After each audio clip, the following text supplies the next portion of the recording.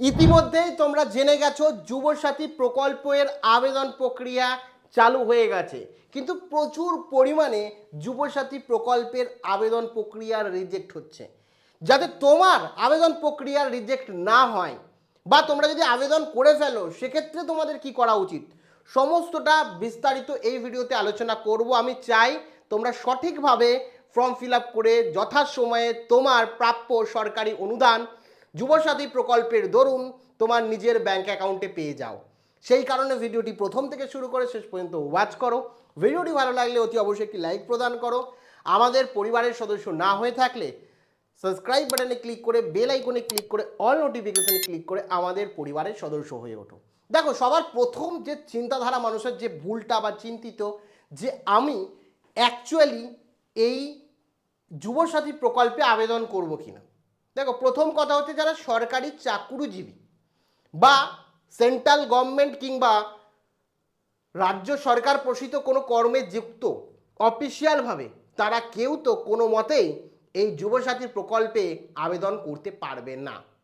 দ্বিতীয়, অনেকেই এরকম রয়েছে বা বেশিরভাগটাই রয়েছে যারা হয়তো প্রাইভেটে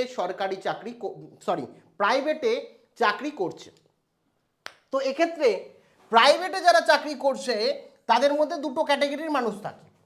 একটা হয়তো বা কোনো জায়গায় চাকরি করছে প্রাইভেটে, সেটা হয়তো তার স্যালারি অ্যাকাউন্ট না, কোম্পানি কোনো স্যালারি অ্যাকাউন্ট দিচ্ছে না। কেউ ধরো মানে প্রাইভেট জব করছে কোনো একটা কোম্পানির থ্রুতে, কিন্তু তোমার মাসের যে স্যালারি সেটা হাতে দেওয়া হয় বা গুগল পে করে দেওয়া হয়, কোনো অসুবিধা নেই, সেক্ষেত্রে তোমরা অ্যাপ্লাই করতে পারো। কিন্তু কারোর ধরো অফিসিয়াল স্যালারি অ্যাকাউন্ট রয়েছে,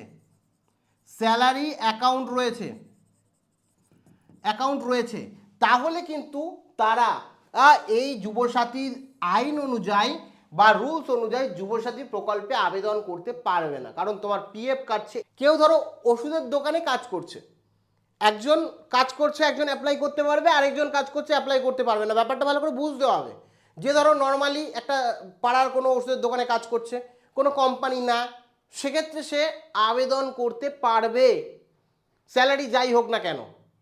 কিন্তু ধরো কেউ মিড প্লাস কোম্পানির আন্ডারে অ্যাজ এ এমপ্লয়ি হিসাবে ওষুধের দোকানে কাজ করছে, তাহলে একটা বড় কোম্পানি, তার আন্ডারে তার স্যালারি অ্যাকাউন্ট রয়েছে, তার এমপ্লয়ি আইডি রয়েছে, তার পিএফ কাটছে, তো সেক্ষেত্রে কিন্তু তারা আবেদন করতে পারবে না। বুঝতে পারছো? অফিসিয়ালভাবে তুমি যদি মানে এমপ্লয় হয়ে থাকো তো তাহলে কিন্তু তোমরা আবেদন না, বাদ বাকি সবাই আবেদন করতে পারবে, কোনো রকম সমস্যা নেই। বলেছি অফলাইন অনলাইন দুটোর ক্ষেত্রেই বলবো কোন কোন ভুল হচ্ছে। দেখো, সবার প্রথম হচ্ছে তোমাদের একটা ফোন নাম্বার দিতে বলছি। অনেকেই কিন্তু একটা ক্যাজুয়াল ফোন নাম্বার দিচ্ছ, নিজে আবেদন করছো বাবার ফোন নাম্বার দিচ্ছ, কেউ মায়ের ফোন নাম্বার দিচ্ছ, কেউ আবার এমন একটা নাম্বার দিচ্ছ যে নাম্বারটার সাথে তোমার ব্যাংক অ্যাকাউন্টের কোনো কানেকশান নেই। সবার প্রথম বলে রাখি, চেষ্টা করবে যে ফোন নাম্বারটা দেবে, ঠিক আছে, যে ফোন নাম্বারটা দেবে ফোন নাম্বারটা যাতে ব্যাংকের সাথে এবং আধার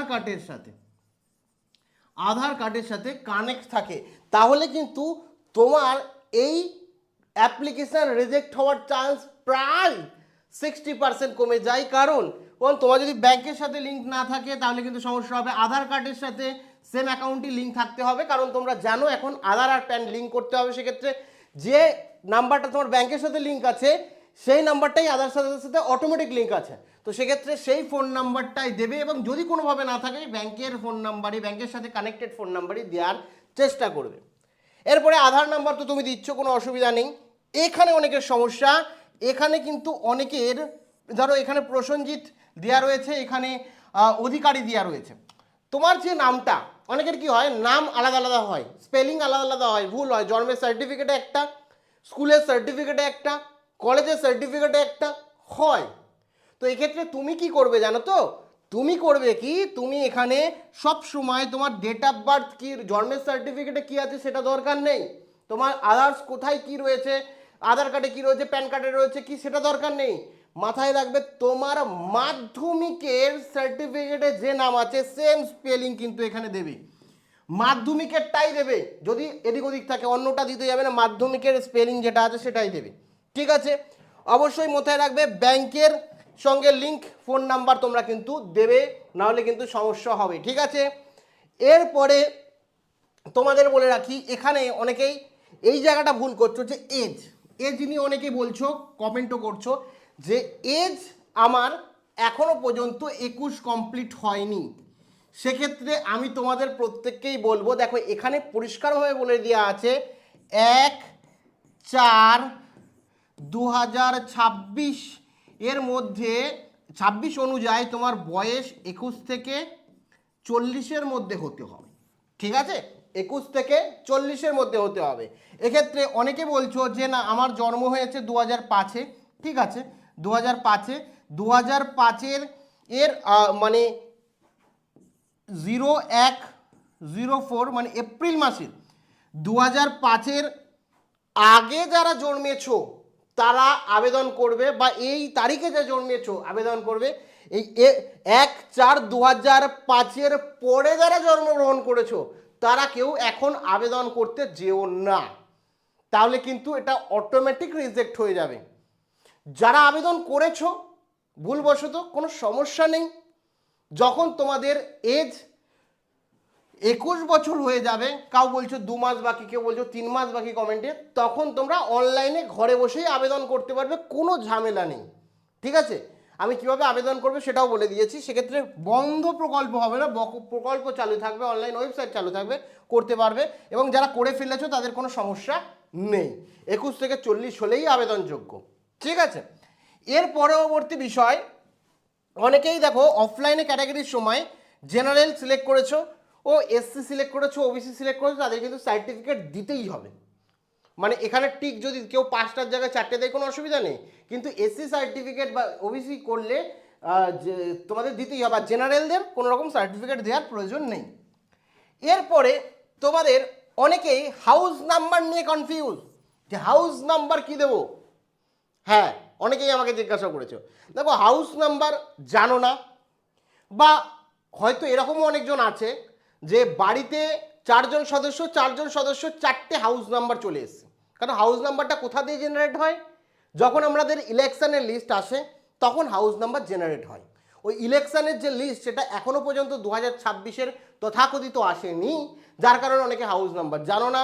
ভুল দেওয়ার থেকে না দেওয়া অনেক ভালো, সেই কারণে হাউস নাম্বার দেওয়ার কোনো প্রয়োজন নেই, কোনো রকম তোমাদের সমস্যা হবে না। দ্বিতীয়, এখানে বাদবাকি যা আছে নিজের ডিস্ট্রিক্ট ভিলেজ সবটা ঠিকঠাক করে দিলে, দেওয়ার পর সবার যেটা ভুল হচ্ছে অনেকের এখানে, যে ব্যাংকের অ্যাকাউন্ট নিই।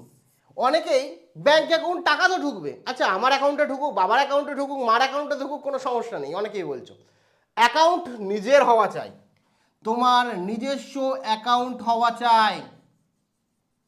তোমার নিজস্ব অ্যাকাউন্ট যদি না থাকে তাহলে কিন্তু হবে না, তোমার নিজস্ব অ্যাকাউন্টস হতে হবে, এবং এই অ্যাকাউন্টে সাথে তোমার আধার কার্ড এবং প্যান কার্ড লিঙ্ক হতে হবে, তাহলেই কিন্তু তোমরা টাকা পাবে। এবং যেটা বললাম যে ব্যাংক যে ফোন নাম্বার দিয়েছো সেটা সেই ফোন নাম্বার হতে হবে। ঠিক আছে, এবং অবশ্যই ঠিকঠাক করে অ্যাকাউন্ট নাম্বার বসাবে, এগুলোতে ভুল করলে কিন্তু কোনো রকমভাবেই তুমি টাকাটা পাবে না। এবং তোমার ব্যাংক অ্যাকাউন্টটা অবশ্যই এপ্রিল মাসের আগে গিয়ে সক্রিয় আছে কিনা একবার চেক করে নেবে, যারা নিয়মিত ব্যাংক অ্যাকাউন্ট ইউজ না করো, আপ টু ডেট করে নেবে যাতে ব্যাংক অ্যাকাউন্টটা চালু আছে কিনা, কেওয়াইসির প্রয়োজন আছে কিনা দেখে নেবে। নয়তো হয়তো সরকার থেকে ব্যাংক টাকা পাঠাচ্ছে কিন্তু তোমার অ্যাকাউন্ট সক্রিয় না থাকার কারণে, অ্যাক্টিভ না থাকার কারণে টাকা নাও ঢুকতে পারে। তো এই বিষয়টা কিন্তু মাথায় রাখবে। এরপরে সব থেকে বড় কমন ভুল অনেকের, যে এখানে বলে দিয়েছে যে সরকারি কোনো অনুদান তুমি পাচ্ছ কিনা এই মুহূর্তে, বা পেয়েছো কিনা। অনেকেই ভাবছো সরকারি অনুদানের মধ্যে তো পড়ে স্কলারশিপ, এখানে পরিষ্কারভাবে বলে দেওয়া আছে স্কলারশিপ ব্যতীত যারা স্কলারশিপ পাচ্ছ তারা কিন্তু এখানে অবভিয়াসলি ইয়েসে ক্লিক করবে। এখন যারা পাচ্ছ, যারা পেয়ে গেছো তাদের ক্লিক করার প্রয়োজন নেই। যারা এই মুহূর্তে ধরো স্কলারশিপ পাচ্ছ, কলেজে পড়ছো, স্কলারশিপ পাচ্ছ, তারা ইয়েসে ক্লিক করবে, এখনও পাচ্ছ। ইয়েসে ক্লিক করে পাশে এখানে লিখবে যে হ্যাঁ কি পাচ্ছ। কেউ ধরো কন্যাশ্রী পাচ্ছ, তাহলে কি এটা পাবে না? হ্যাঁ অবশ্যই পাবে।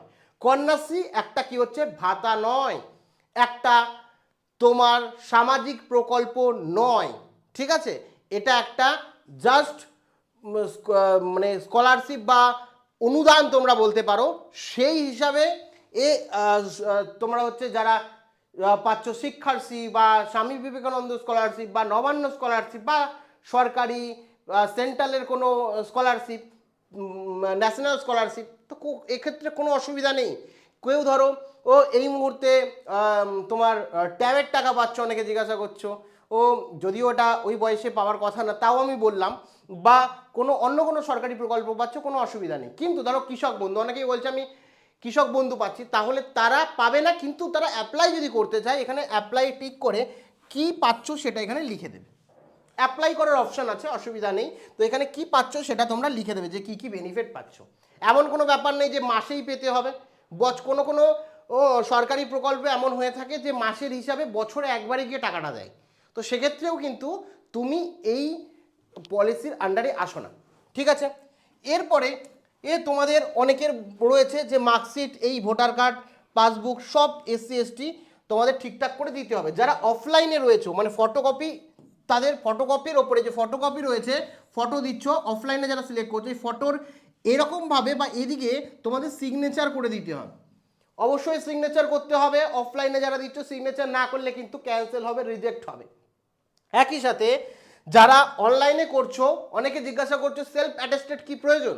যারা অনলাইনে স্ক্যান কপি আপলোড করছো তাদের কোনো রকমভাবে সেলফ অ্যাটেস্টেডের প্রয়োজন নেই। যারা অফলাইনে করছো তাদেরই প্রয়োজন। যারা অনলাইনে করছো জাস্ট এখানে চুজ ফাইলে ক্লিক করে, যেমন ভোটার কার্ড আছে ভোটার কার্ড দিয়ে দেবে, ঠিক আছে। যেমন এখানে সার্টিফিকেট রয়েছে, এখানে সার্টিফিকেট, সেলফ অ্যাটাস্টেডের কোনো প্রয়োজন নেই। অফলাইন হলে মোস্ট ইম্পর্টেন্ট হচ্ছে তোমার সেলফ অ্যাটাস্টেড, এগুলো করে দেবে, ঠিক আছে। আর অনলাইন হলে তোমাকে এই সিগনেচার যেহেতু করছো না কোথাও, তাই একটা সাদা পেজে সিগনেচার করে তার ছবি এখানে আপলোড করে দিতে হবে। সিগনেচার যারা অফলাইনে করছো ফটোর ওপর অবশ্যই করে দেবে সিগনেচার, ঠিক আছে। এই বিষয় মাথায় রাখবে। তোমার টাকা তোমার ব্যাংক অ্যাকাউন্টে যথা সময়ে এপ্রিল মাস থেকে ঢুকতে শুরু করবে। থ্যাংক ইউ, দেখা হচ্ছে পরবর্তী ভিডিওতে। জয় হিন্দ।